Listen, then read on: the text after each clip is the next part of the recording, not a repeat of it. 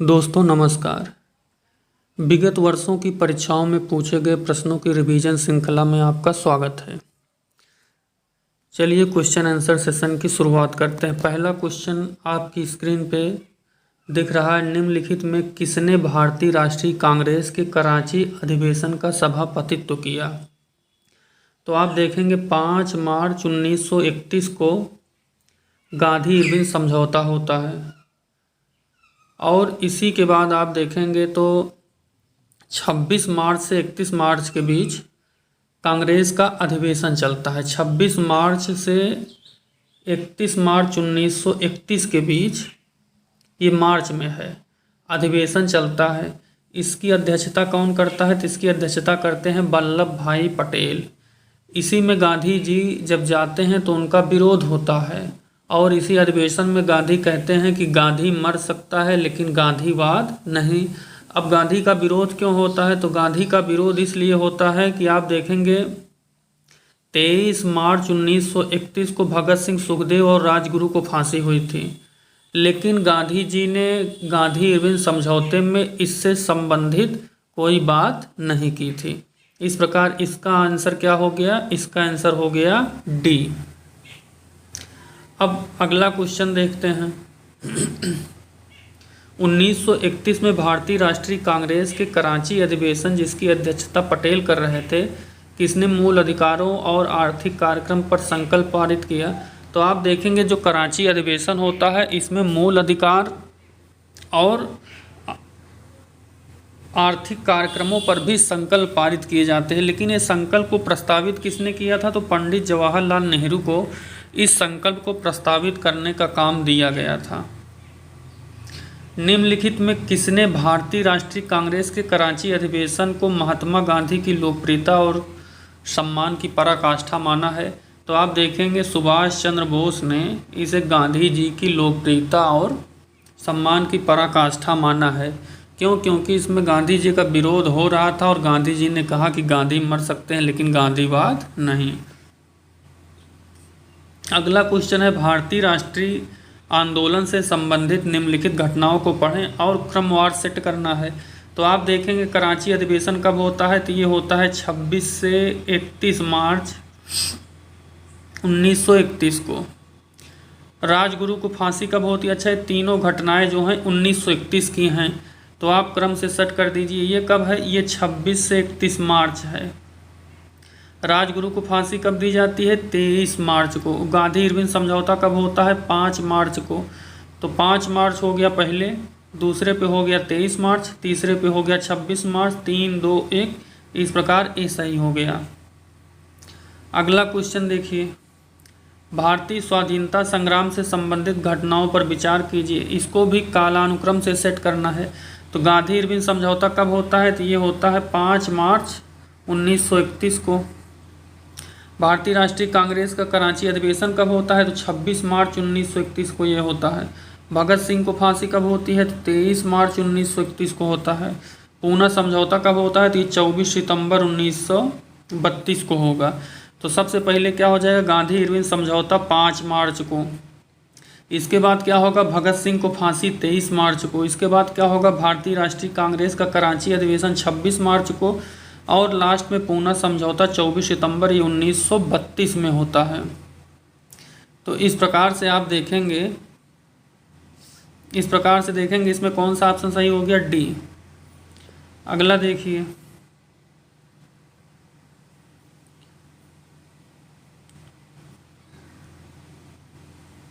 अब अगला क्वेश्चन आपकी स्क्रीन पे रहा। निम्नलिखित नेताओं में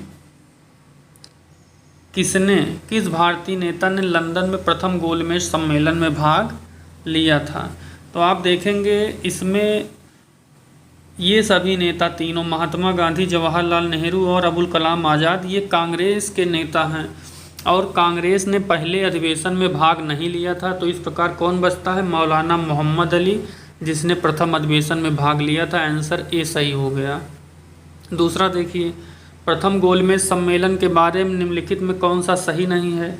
तो 3 गोलमेज सम्मेलन हुए हैं। पहला नवंबर 1930, दूसरा देखिए 1931 और तीसरा देखेंगे 1932, ये सितंबर है, ये भी नवंबर है। तो 3 गोलमेज सम्मेलन हुए हैं। तो अब आज क्या है, पहला गोलमेज सम्मेलन 1930 में आयोजित हुआ, ये सही है। साइमन आयोग की रिपोर्ट पर चर्चा करनी थी, साइमन आयोग की रिपोर्ट पर चर्चा करने के लिए ही गोलमेज सम्मेलन बुलाया गया था, ये भी सही है। इसका आयोजन लंदन में हुआ, तो लंदन के सेंट जेम्स पैलेस में हुआ था, तो ये तीनों सही हो गए। इसमें कांग्रेस प्रतिनिधि मंडल ने प्रतिभाग लिया था, तो ये गलत है, चूँकि कांग्रेस ने दूसरे में भाग लिया था, पहले में नहीं। लंदन में संपन्न हुए गोलमेज सम्मेलन में भारतीय ईसाइयों का प्रतिनिधित्व किसने किया, तो केटी पॉल ने किया। अब जो हम विस्तृत लेक्चर बनाए हैं इस पर राष्ट्रीय आंदोलन का, उसमें हमने विस्तृत इसकी व्याख्या की है, आप जाके उसको देख लीजिए। ब्रिटिश सरकार द्वारा लंदन में भारतीय नेताओं का प्रथम गोलमेज सम्मेलन कब बुलाया गया, तो 1930 में बुलाया गया, नवंबर में। अगला क्वेश्चन देखिए, निम्नलिखित में किन व्यक्तियों ने द्वितीय गोलमेज सम्मेलन में भाग लिया, तो द्वितीय गोलमेज सम्मेलन में कांग्रेस का नेतृत्व कौन करता है, महात्मा गांधी। महिलाओं की ओर से कौन जाती हैं, सरोजनी नायडू। मदन मोहन मौलवी भी इसमें जाते हैं, मौलवी जी भी इसमें जाते हैं, लेकिन मौलाना अबुल कलाम आज़ाद नहीं जाते हैं। इस प्रकार 1, 2, 3 सही हो गया। किसने द्वितीय गोलमेज सम्मेलन में भाग नहीं लिया, तो आप देखेंगे जवाहरलाल नेहरू ने किसी भी गोलमेज सम्मेलन में भाग नहीं लिया था। कांग्रेस ने तो केवल दूसरे में लिया था, और जवाहरलाल नेहरू देखेंगे तो न पहले, दूसरे, तीसरे किसी में भाग नहीं लेते हैं। तो इस प्रकार इसका ऑप्शन डी सही हो गया। द्वितीय गोलमेज सम्मेलन में कांग्रेस का प्रतिनिधित्व कौन करता है, तो गांधी जी करते हैं। अगला क्वेश्चन, लंदन में आयोजित गोलमेज सम्मेलन में किसमें महात्मा गांधी उपस्थित थे, तो दूसरे में कांग्रेस ने भाग लिया था, और कांग्रेस का प्रतिनिधित्व गांधी ने किया था। निम्नलिखित कथनों पर विचार कीजिए। जवाहरलाल नेहरू ने दूसरे गोलमेज सम्मेलन में भारतीय राष्ट्रीय कांग्रेस का प्रतिनिधित्व किया, गलत है, क्योंकि किसने प्रतिनिधित्व किया था, गांधी ने किया था। गांधी इरविन समझौते 1931 में भारतीय राष्ट्रीय कांग्रेस के दूसरे सम्मेलन में भाग लेना अंतर्निहित था, ये सही है। गांधी इरविन समझौता इसीलिए हुआ था कि कांग्रेस क्या करे, गोलमेज सम्मेलन में भाग ले। चूँकि 5 मार्च 1931 को गांधी इरविन समझौता हुआ था, इसी के बाद देखेंगे सितंबर में गोलमेज सम्मेलन होता है, उसमें गांधी जी जाते हैं। इस प्रकार ए गलत हो गया, आर सही हो गया, तो डी ऑप्शन इसमें क्या हो गया, डी ऑप्शन इसमें सही हो गया। अगला क्वेश्चन देखिए, निम्नलिखित में कौन से गोलमेज सम्मेलन में गांधी ने शिरकत की थी, तो केवल दूसरे में की थी। अगला क्वेश्चन, महात्मा गांधी जब द्वितीय गोलमेज सम्मेलन में लंदन गए थे तो कहाँ ठहरे थे। अच्छा, जितने लोग द्वितीय गोलमेज सम्मेलन में गए थे वो आप देखेंगे सेंट जेम्स पैलेस में ठहरे थे, लेकिन गांधी जी कहाँ ठहरे थे, अपने एक मित्र के यहाँ किंग्सले हॉल में ठहरे थे। इस प्रकार ऑप्शन बी सही हो गया। अगला क्वेश्चन देखेंगे, द्वितीय गोलमेज सम्मेलन में कांग्रेस के एक प्रतिनिधि के रूप में महात्मा गांधी बम्बई से लंदन जिस जहाज से गए उसका नाम क्या था, SS राजपूताना। SS राजपूताना इसका नाम था। अगला क्वेश्चन देखिए, निम्नलिखित में किस गोलमेज सम्मेलन में भारतीय राष्ट्रीय कांग्रेस ने प्रथम बार भाग लिया, तो दूसरे में भाग लिया था। महात्मा गांधी दिसंबर 1931 को भारत लौटे थे, कहाँ से, खाली हाथ। तो आप देखेंगे 1931 में जब दूसरा गोलमेज सम्मेलन होता है उसमें कांग्रेस के प्रतिनिधि के रूप में गांधी जाते हैं। गांधी बीच से ही चले आते हैं, चूँकि उसमें सांप्रदायिक निर्वाचन प्रणाली की बात हो रही थी। जितने भी दल गए थे सब अपने अपने वर्ग की बात कर रहे थे, इसीलिए गांधी जी बीच से ही चले आए। और लंदन से जब वो बम्बई पहुंचते हैं तो वहाँ कहते हैं मैं खाली हाथ लौटा हूँ, लेकिन आपकी साख को बट्टा नहीं लगने दिया है। इस प्रकार कहाँ से आए, लंदन से आए। द्वितीय गोलमेज सम्मेलन किस बात पर असफल रहा, तो इसमें चूँकि सांप्रदायिक निर्वाचन प्रणाली या सांप्रदायिक प्रतिनिधित्व पर मुहर लग रही थी, इसलिए क्या हुआ, ये असफल हो गया। अगला क्वेश्चन देखिए, उस भारतीय का नाम क्या है जिसने तीनों गोलमेज सम्मेलनों, तो आप देखेंगे अम्बेडकर तीनों गोलमेज सम्मेलन में भाग लेते हैं। अगला क्वेश्चन, किसने तीनों गोलमेज सम्मेलन में भाग लिया, तो भीमराव अम्बेडकर। अगला देखिए, 1930 से 1932 की अवधि में भारत और ब्रिटेन के राजनेताओं की लंदन में हुई बैठकों का प्रायः प्रथम, द्वितीय, तृतीय गोलमेज सम्मेलन के रूप में उल्लेख किया जाता है। उनका उसी रूप में उल्लेख करना गलत होगा, क्योंकि इसमें दो में भारतीय राष्ट्रीय कांग्रेस ने भाग लिया, ये सही है। भारतीय राष्ट्रीय कांग्रेस को छोड़कर जिन दलों ने भाग लिया पूरे भारत का नहीं वर्गीय हित का प्रतिनिधित्व किया, ये भी सही है, क्योंकि जिन दलों ने भाग लिया था वो अपने अपने वर्ग की बात कर रहे थे, इसलिए दूसरे गोलमेज सम्मेलन में गांधी जी बीच से ही चले आए। अब इसमें देखेंगे लेबर पार्टी बीच से इस सम्मेलन से हट भी जाती है, तो इस प्रकार ये भी सही है। अब चौथा गलत है, क्यों? ये 3 गोलमेज सम्मेलन नहीं थे, अपितु एक ही गोलमेज सम्मेलन के 3 सत्र थे। विस्तृत जब व्याख्या की है, हमने राष्ट्रीय आंदोलन पढ़ाया है, उसमें हमने विस्तृत इस पर चर्चा की है। ये क्या है? एक ही गोलमेज सम्मेलन था जिसके 3 सत्र थे। ठीक है, इस प्रकार इसमें ऑप्शन क्या सही हो गया? इसमें ऑप्शन सही हो गया डी। अच्छा, इसमें देखेंगे आप थोड़ी सी मिस्टेक हो रही है, क्यों? क्योंकि ये पूछ कुछ अलग रहा। ये पूछ रहा है कि 1930 से 1932 की अवधि में भारत और ब्रिटेन के राजनेताओं की लंदन में हुई बैठकों का प्रायः प्रथम, द्वितीय, तृतीय गोलमेज सम्मेलन के रूप में उल्लेख किया गया है। उनका उसी रूप में उल्लेख गलत है। क्यों? क्योंकि भारतीय राष्ट्रीय कांग्रेस ने भाग लिया था, इसका इससे कोई मतलब नहीं है। उसका उसी रूप में उल्लेख गलत इसलिए है क्योंकि ये प्रथम, द्वितीय और तृतीय गोलमेज सम्मेलन जो हम कह रहे हैं, ये 3 गोलमेज सम्मेलन नहीं थे, बल्कि क्या थे? एक ही गोलमेज सम्मेलन की 3 सत्र थे, इसलिए ये गलत है। तो ऑप्शन कौन सा सही हो जाएगा? डी। इसका सही आंसर डी होगा। इन तीनों का इससे कोई मतलब नहीं है। इस प्रकार इसमें थोड़ा सा करेक्शन करना पड़ेगा। अगला क्वेश्चन देखिए, निम्नलिखित में से गोलमेज सम्मेलनों में किसका प्रतिनिधित्व भारतीय राष्ट्रीय कांग्रेस ने किया? तो दूसरे गोलमेज सम्मेलन का कांग्रेस ने प्रतिनिधित्व किया था। निम्नलिखित में कौन सा गोलमेज सम्मेलन 1932 में हुआ? तो पहला 1930 में हुआ था, दूसरा 1931 में हुआ था और तीसरा 1932 में। ये एक ही गोलमेज सम्मेलन थे जिसके 3 सत्र थे, पहला 1930, दूसरा 1931, तीसरा 1932। इस प्रकार सी सही हो गया।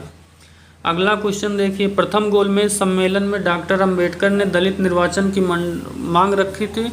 तो सांप्रदायिक निर्वाचन प्रणाली की मांग वो पहले में भी रखे थे, दूसरे में भी रखे थे। पूना पैक्ट में स्थानीय निकायों तथा सिविल सेवाओं में दलितों के लिए विशेष उपबंध किए गए थे, ये भी बिल्कुल सही है। यह पूना पैक्ट होता किससे है? गांधी जी और अंबेडकर जी के बीच में होता है। अब तृतीय गोलमेज सम्मेलन में भारतीय राष्ट्रीय कांग्रेस ने भाग लिया था, ये गलत है क्योंकि केवल दूसरे में भाग लिया था। अच्छा, इसमें थोड़ा कट गया है, भाग नहीं लिया था, तो सही हो जाएगा। ए बी सी तीनों सही हो गया, 1 2 3 डी सही हो गया। अगला देखिए, निम्नलिखित में किसने सांप्रदायिक अधिनिर्णय घोषित किया? तो आप देखें, जब दूसरा गोलमेज सम्मेलन समाप्त होता है तो इसी के बाद सांप्रदायिक निर्वाचन प्रणाली या कम्युनल अवार्ड जिसको बोलते हैं, उसको किसने घोषित किया? रैमजे मैकडोनाल्ड ने। किसने? रैमजे मैकडोनाल्ड, जो कि ब्रिटेन का प्रधानमंत्री होता है उस समय का, इसने ये घोषित किया था। अगला क्वेश्चन देखिए, वर्ष 1932 में रैमजे मैकडोनाल्ड के सांप्रदायिक पंचायत के द्वारा क्या एक पृथक निर्वाचन समूह बनाया गया? किसके लिए? मुसलमानों की तरह देखिए उस समय दलितों के लिए भी 1932 में सांप्रदायिक निर्वाचन प्रणाली लागू कर दी गई थी। इसी के विरोध होता है और देखिए पूना पैक्ट के द्वारा इसको हटा करके रिजर्वेशन में चेंज कर दिया जाएगा। अगला देखिए, ब्रिटिश सरकार ने अगस्त 1932 में सांप्रदायिक पुरस्कार की घोषणा की। इसी को कम्युनल अवार्ड बोलते हैं या रैमजे मैकडोनाल्ड अवार्ड भी बोलते हैं, तो ये सही है। अब क्यों था? क्योंकि इसके लिए अल्पसंख्यक समुदाय के लिए विधानमंडलों में कुछ सीटें सुरक्षित की गई थी, जिसके लिए सदस्यों का चुनाव पृथक निर्वाचन मंडल के द्वारा होना था। कथन कारण दोनों सही है, इसकी व्याख्या भी ये सही है। अगला क्वेश्चन देखिए, मैकडोनाल्ड का सांप्रदायिक पंचायत ने किस चुनाव क्षेत्र एवं आरक्षित क्षेत्र में सीटें आवंटित नहीं की थी? तो आप देखेंगे मुसलमानों को तो पहले ही मिल गया था, सिखों को ये 1909 में इनको मिला, इनको 1919 में मिला, इनको 1932 में मिला, बौद्धों को नहीं मिला था। इस प्रकार ऑप्शन डी हो गया। अगला देखिए, महात्मा गांधी ने पहला आमरण अनशन कब प्रारंभ किया? तो कम्युनल अवार्ड या सांप्रदायिक पंचायत के खिलाफ जब पुणे की यरवदा जेल में थे वहाँ उन्होंने आमरण अनशन किया। इसी के बाद देखेंगे 1932 में पूना पैक्ट गांधी और अंबेडकर के बीच में होगा। 1932 में महात्मा गांधी ने मरण पर्यंत उपवास प्रदान किया। क्यों? तो आप देखेंगे गोलमेज सम्मेलन में भारतीय आकांक्षाओं को संतुष्ट होने में असफल हो गए, इसलिए नहीं, सिर्फ इसलिए किया था कि कम्युनल अवार्ड जो घोषित किया गया था रैमजे मैकडोनाल्ड के द्वारा, उसके लिए। तो इस प्रकार ऑप्शन क्या हो गया? सी सही हो गया। रैमजे मैकडोनाल्ड ने सांप्रदायिक अधिनिर्णय घोषित किया। सांप्रदायिक अवार्ड और पूना पैक्ट में दलितों के लिए कितनी सीटें आरक्षित की गई? तो आप देखेंगे 71 और 148 सीट आरक्षित की गई थी। इस प्रकार इसके नज़दीक आंसर क्या है? बी है। पूना पैक्ट किससे संबंधित है? तो ये दलित वर्ग से रिलेटेड है, क्योंकि इसमें दलितों के लिए विधानसभा में सीटें रिजर्व हो जाती हैं और सांप्रदायिक निर्वाचन प्रणाली को दलितों के लिए समाप्त कर दिया जाता है। अगला क्वेश्चन, पूना समझौते का उद्देश्य क्या था? तो दलित वर्ग को प्रतिनिधित्व देना था। अब देखिए, पूना पैक्ट के कम्युनल अवार्ड को धराशाही कर दिया गया। पूना पैक्ट ने कम्युनल अवार्ड को धराशाही कर दिया, ये सही है, क्योंकि जो कम्युनल अवार्ड मैकडोनाल्ड के द्वारा दिया गया था पूना पैक्ट के द्वारा, उसको खत्म कर दिया गया। लेकिन आप देखेंगे इसके माध्यम से संसद में विधानसभाओं में अनुसूचित जातियों जनजातियों के लिए सीटें आरक्षित की गई थी। किसके द्वारा? कम्युनल अवार्ड के द्वारा। सांप्रदायिक निर्वाचन प्रणाली था, उसको पूना पैक्ट ने समाप्त करके क्या किया? अब सीटें रिजर्व कर दी, जिसका सामान्य निर्वाचन प्रणाली से ही चुनाव होना था। इस प्रकार ए सही हो गया। अगला क्वेश्चन, BR अम्बेडकर और गांधी के बीच एक समझौता हुआ था जो क्या कहलाता था? तो वो पूना समझौते के नाम से जाना जाता था। कब हुआ था? 24 सितंबर को 1932 में। पूना पैक्ट पर हस्ताक्षर किए थे किसने? तो गांधी और अंबेडकर ने किए थे। अब इसमें देखिए, किया तो था अंबेडकर और मदन मोहन मालवीय तथा श्री राजगोपालचारी ने, लेकिन चूंकि उनका नाम नहीं है तो गांधी अंबेडकर सही हो गए। सांप्रदायिक अधिनिर्णय की घोषणा निम्नलिखित में किसने संपादित की थी? किसे संपादित किया गया था? तो देखिए, कम्युनल अवार्ड के बाद क्या हुआ था? पूना समझौता। कम्युनल अवार्ड 16 अगस्त 1932 को आता है और पूना समझौता 24 सितंबर 1932 को होता है। अगला क्वेश्चन देखिए, निम्नलिखित में किसने 1932 में पुणे समझौते पर हस्ताक्षर नहीं किए थे? तो मैंने अभी बताया था MK गांधी ने नहीं किया था। किसने किया था? मदन मोहन मालवीय ने। और किसने किया था? श्री राजगोपालचारी ने। इन दोनों लोगों ने किया था और उधर से अम्बेडकर ने किया था। 1932 में पूना में हरिजन सेवक संघ की स्थापना हुई। इसके आप देखिए 1932 में हुई थी ऑल इंडिया अनटचेबिलिटी लीग की स्थापना हुई थी। इसी का नाम बदल के बाद में क्या कर दिया जाता है? हरिजन सेवक संघ। और इसका अब देखिए, इसकी स्थापना कौन करता है? तो गांधी करते हैं, लेकिन इसका अध्यक्ष किसको बनाया जाता है? तो घनश्याम दास बिड़ला को बनाया जाता है, जो कि एक उद्योगपति थे। अगला क्वेश्चन क्या है? ऑल इंडिया अनटचेबिलिटी लीग, जिसका नाम बदल करके हरिजन सेवक संघ कर दिया गया, इसके प्रथम अध्यक्ष कौन होते हैं? तो अभी बता दिया मैंने, GD बिड़ला, जिसे घनश्याम दास बिड़ला कहते हैं।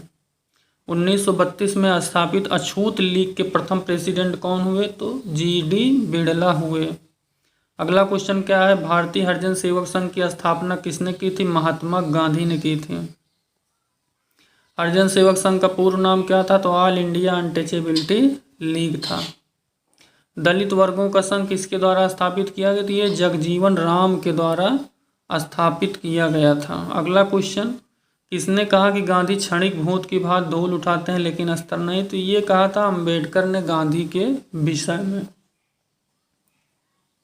अगला क्वेश्चन आपकी स्क्रीन पे दिख रहा होगा, कांग्रेस सोशलिस्ट पार्टी की पहली बैठक कब होती है? तो आप देखेंगे जब सविनय अवज्ञा आंदोलन स्थगित हो जाता है तो उसके बाद 1934 में कांग्रेस सोशलिस्ट पार्टी की स्थापना होती है। कौन कौन करता है? तो देखेंगे इसमें आचार्य नरेंद्र देव और कौन? जयप्रकाश नारायण करते हैं। लेकिन इसकी पहली बैठक कहाँ होती? तो पटना में बैठक होती है, इसी में इसकी स्थापना होती है। कौन कौन रहता है? तो आचार्य नरेंद्र देव, जयप्रकाश नारायण ने इसकी स्थापना की थी। इसी में देखेंगे इसका इसके संयोजक रहते हैं जयप्रकाश नारायण, अध्यक्ष आचार्य नरेंद्र देव को बनाया जाएगा और महासचिव जयप्रकाश नारायण को भी यहीं बनाया जाएगा। कब स्थापना होती है? मई 1934 में होती है। कहाँ होती है? पटना में होती है। अगला क्वेश्चन, कांग्रेस सोशलिस्ट पार्टी की पहली बैठक 1934 में हुई। कहाँ हुई? पटना में। कांग्रेस सोशलिस्ट पार्टी के विषय में आप विचार करना है। इसने ब्रिटिश माल का बहिष्कार किया था, लेकिन करों के इन्वेजन के संबंध में ये इसका कोई, आप कह सकते हैं, कोई राय नहीं थी। यह सर्वहारा वर्ग के अधिनायकत्व का स्थापित करना चाहती थी। ये मार्क्सवादियों की विचारधारा है, समाजवादियों की नहीं। इसने अल्पसंख्यक दलित वर्ग के लिए पृथक निर्वाचन की वकालत की थी। ये भी गलत है। इस प्रकार देखेंगे इसमें तीनों गलत हो गए। अगला क्वेश्चन क्या है? निम्नलिखित में किसने कांग्रेस समाजवादी दल का प्रमुख कौन था? तो मैंने अभी बताया, आचार्य नरेंद्र देव को इसका अध्यक्ष बनाया जाता है। वर्ष 1934 में अखिल भारतीय कांग्रेस समाजवादी पार्टी, इसमें संयोजक कौन रहता है? जयप्रकाश नारायण। इसी में जयप्रकाश नारायण को महासचिव बनाया जाता है और नरेंद्र देव को क्या बनाया जाता है? नरेंद्र देव को अध्यक्ष चुना जाता है इसी में। अगला क्वेश्चन देखिए, वर्ष 1934 में कांग्रेस समाजवादी पार्टी का गठन किया गया था किसके द्वारा? तो आप देखेंगे जयप्रकाश नारायण और किसके द्वारा? जयप्रकाश नारायण और आचार्य नरेंद्र देव के द्वारा इसका गठन किया गया था। अगला क्वेश्चन, तो जयप्रकाश नारायण किस पार्टी से जुड़े थे? तो कांग्रेस समाजवादी पार्टी से। किससे? कांग्रेस समाजवादी पार्टी से जुड़े थे। अब अगला क्वेश्चन देखिए, बिहार सोशलिस्ट पार्टी के संस्थापक कौन थे? तो जयप्रकाश नारायण। अगला क्वेश्चन, लोक नायक के नाम से किसे जाना जाता है? तो लोक नायक के नाम से जयप्रकाश नारायण को जाना जाता है, जो कहाँ से रिलेटेड थे? तो ये बिहार से थे। कहाँ से थे? बिहार से। अगला क्वेश्चन, जयप्रकाश नारायण को किस नाम से पहचानते हैं? तो लोक नायक के नाम से। जयप्रकाश दिवस कब मनाया जाता है? तो ये अप्रैल 1946 में मनाया गया था। ये बीपीएससी का क्वेश्चन है। अगला क्वेश्चन देखिए, 1936 में बम्बई मैनिफेस्टो प्रत्यक्ष रूप से समाजवादी आदर्शों का विरोधी था। इसका समस्त भारत से व्यापारिक समुदाय का सहयोग था। अब जब व्यापारी हैं तो ये समाजवाद का विरोध करेंगे। इस प्रकार क्या हो गया? दोनों सही हो गया। तो इस प्रकार आज हमने इतने क्वेश्चन आपको लगभग 50 से 60 क्वेश्चन आप रिवीजन हमने करा दिए, साल भी करा दिए आप देखेंगे एक प्रकार से। तो लेकिन अगर आपको ये वीडियो अच्छा लग रहा होगा तो आप चैनल को सब्सक्राइब करेंगे, इसको शेयर करेंगे और वीडियो को लाइक करेंगे। अब हम अगले वीडियो में मिलेंगे तो आगे की चर्चा आपसे करेंगे। तब तक के लिए धन्यवाद।